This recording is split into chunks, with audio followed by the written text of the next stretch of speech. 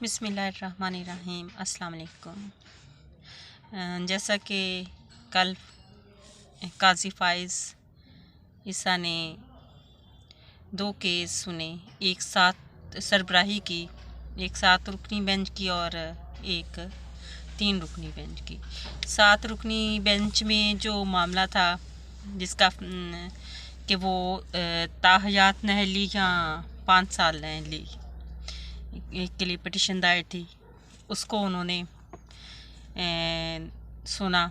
तो जिसमें हमें जहाँ तक उम्मीद है, नज़र आ रहा है, उम्मीद क्या कि पता ही है कि फ़ैसला क्या आना है और किस तरह का आना है और किसके लिए आना है, ये तमाम लोगों को, आवाम को, सबको पता है।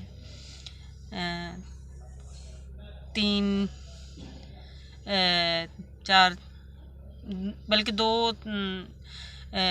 सुनवाइयों में जो है ये फ़ैसला आ जाएगा और ताहयात जो नहली है वो यकीनन ख़त्म हो जाएगी, क्योंकि कुछ दिन पहले अखबार में इश्तिहार दिया गया था चीफ जस्टिस की तरफ से कि जिसने भी मतलब वो पटिशन दायर कर सकते हैं कि ताहयात नहली के लिए। तो ज़ाहिर है ये एक दावत दी जा रही थी कुछ ख़ास लोगों को, कुछ जिनके लिए सारा निज़ाम जो है वो चल रहा है, बनाया जा रहा है, सिस्टम बनाया जा रहा है।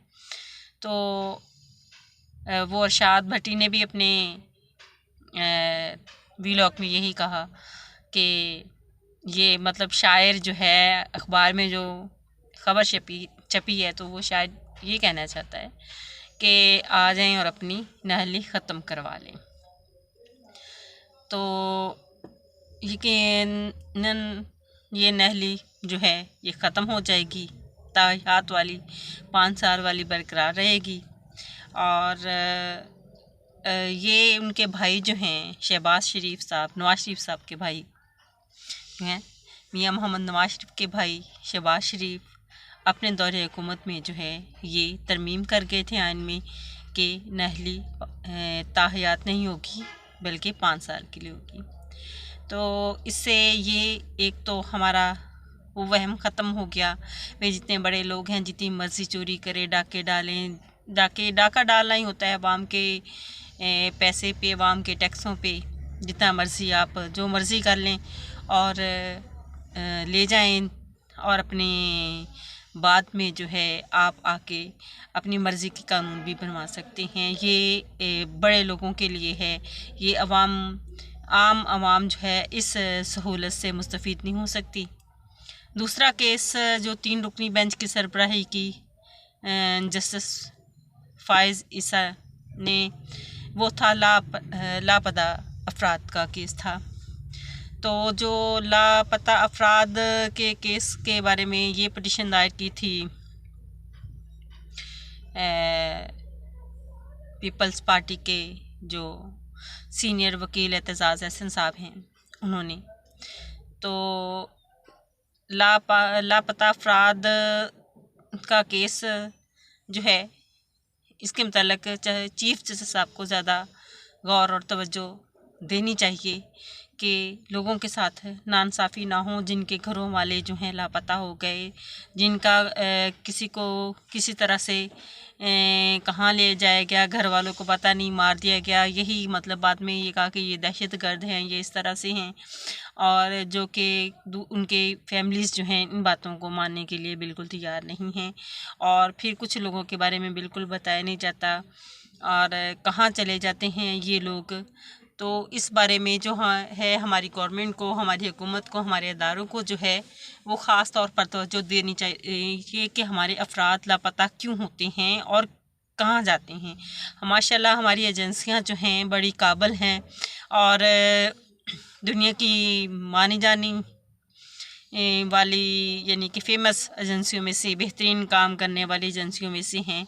तो इनके होते हुए इस तरह से अफराद लापता हों तो ये नहीं होना चाहिए। एजेंसियों को थोड़ा सा इस बारे में जो है कॉन्शियस होना चाहिए। और आम अफराद हैं उन कल को अल्लाह ना करे उनके घर के इनके कोई रिश्तेदार कोई फ़र्द भी हो सकता है, कोई शख्स भी हो सकता है, और जिनके घरों के अफराद लापता हैं वो अगर उसके लिए वो एहतजाज करते हैं, वो सड़कों पे निकलते हैं, तो उनके साथ जो सलूक किया जाता है ऐसा नहीं होना चाहिए, बल्कि उनके साथ आप उनका बल्कि साथ दें, उनको सुने कि ये उनके साथ ऐसा क्यों हो रहा है। एक पहले केस में जो है वो बात नहली वाले केस में जो है जस्टिस फायज़ ईसा ने ये बात की कि सादक और अमीन तो सिर्फ़ अंबिया कराम ही हो सकते हैं। बेशक इसमें कोई शक नहीं कि सादक और अमीन अंबिया कराम ही हो सकते हैं, लेकिन ये बात वो शायद पीटीआई के बानी चेयरमैन के लिए मतलब उनको शायद नापसंद है, या कुछ और लोगों को ये बात नापसंद है। ख़ास तौर पर जो है इस मामले में ये इस वक्त ये बात की जानी, यानी कि उनकी क्योंकि जो साइफ़र केस में जो है इमरान खान को जो है फ़ैसला आया था, उसमें जज ने कहा था कि वो सादक और अमीन हैं और मासूम भी हैं।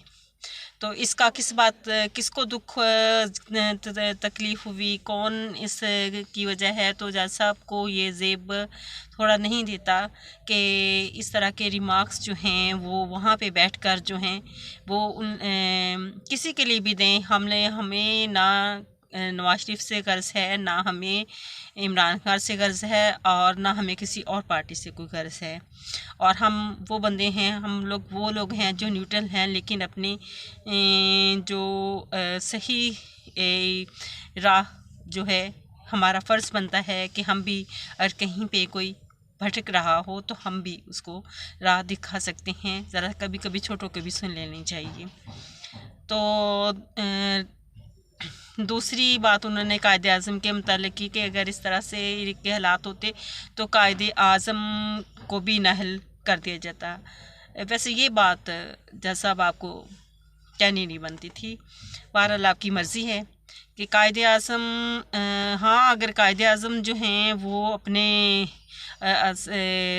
जो है आमदन से ज़ायद असासे रखते, यानी कि नाजायज़ असासे उनके पास होते, और फिर वो कहते कि आप लोग होते कौन हैं मुझसे पूछने वाले। हाँ, उनकी औलादें जो हैं वो झूठ बोलती और कहती कि ये जायदाद हमारी है, लेकिन जो है कायदे आज़म इनकार कर दे कि मेरी जायदाद नहीं है। उनके बारे में बरतानवी अखबार जो है वो जो है उनको बहरी कज़ाक का नाम देते, तो फिर तो बात थी। फिर हम कहते हैं कि कायदे आज़म भी नाअहल हैं। कायदे आज़म वो हस्ती हैं जिन्होंने पाकिस्तान बनाया, और हम पाकिस्तानियों पर और ख़ास तौर पर इन जो जितने भी हुक्मरान गुज़रे हैं, इन्होंने आकर इस मुल्क पर हुक्मरानी की, और उसकी वजह सिर्फ़ और सिर्फ कायदे आज़म है। इनको तो कायदे आज़म का एहसानमंद होना चाहिए कि उन्होंने पाकिस्तान जो है अलग वतन जो है उनके लिए बनाया। अगर यही लोग जो है इंडिया यानी कि इंडिया और पाकिस्तान इकट्ठा रहता तो मुझे नहीं लगता कि इनको कोई जानता भी, इनके नामों से भी जानता, इनकी पहचान होती। जो सदर बन जाते हैं, जो वज़ीर आज़म बन जाते हैं, तो ये जो हैं वहाँ पे किसी डिप्टी कमिश्नर या किसी ऐसे ओहदे के लिए भी शायद ना होते, तो इनको एहसानमंद होना चाहिए।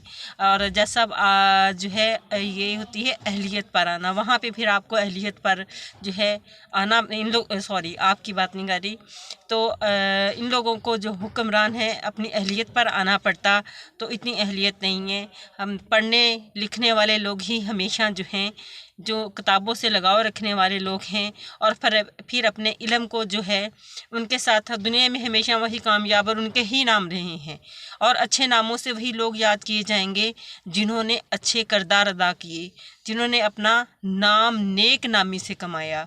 तो मेरी आप तमाम अदारों से भी यही दरख्वास्त है, और तमाम आने वाले हुक्मरानों से भी यही दरख्वास्त है कि अवाम का ख्याल रखें, अवाम का सोचें, इन लापता अफराद का सोचें जिनके घरों के चूल्हे बंद हैं, सिर्फ उनके कमाने वाले वही अफराद थे और नाजायज़ तौर पर कहाँ पे हैं मौजूद। हाँ, जिन्होंने जो दहशतगर्दी में मुलव्वस हों उनको तो सज़ा मिलनी चाहिए, लेकिन जो लोग दहशतगर्दी में मुलव्वस नहीं हैं तो उनकी बाजियाबी का जो है मुनासिब जो है जैसा बंदोबस्त किया जाए। हमारी आर्मी से भी मेरी यही अपील है, आर्मी चीफ साहब से भी मेरी यही अपील है कि उन लोगों की बाजियाबी का बंदोबस्त किया जाए, ऐसे लोगों यानी कि इंतज़ामात किए जाएं। हमारे अदारे बहुत बेहतरीन और काबिल हैं और बहुत अच्छा काम करने वाले हैं और मुझे पूरी उम्मीद है कि मेरे पूरे अदारे जो हैं मेरे मुल्क के जो हैं वो इस सिलसिले में ज़रूर जो है वो अपना फ़रीज़ा सर अंजाम देंगे। शुक्रिया। अल्लाह हाफ़िज़।